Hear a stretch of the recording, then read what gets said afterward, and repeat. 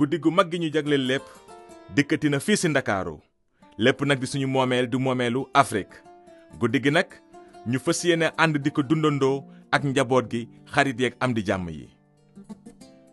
guddi gii ñu jagleel lépp nag si atum 2026 ñu ngi ko duppee suñu moomeel daara bi tàggat yar ak teggin ngir suqali suñu réew.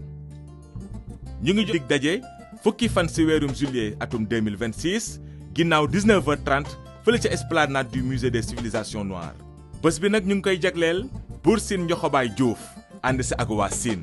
guddi gii di guddi yi kàddu lekk yu cosaanoo Afrique ak fii ci réew mi.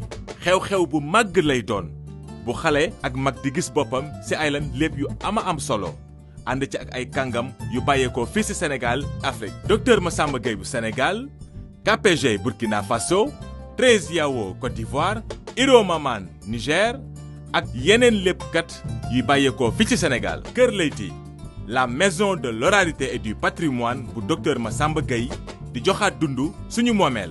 guddi gu mag gi ñu jagleel lépp muy am fukki fan si weerum juillet atum 2026 ñi am mbégte di si ànd ak ay léppkat yu xarañ. ànd leen ak njaboot gi dund guddi gi ñuy amal at mu jot mu am ay reer yu am solo yi bàyyeekoo fii ci Afrique ak njoganal yu ñuy jagleel xale yi.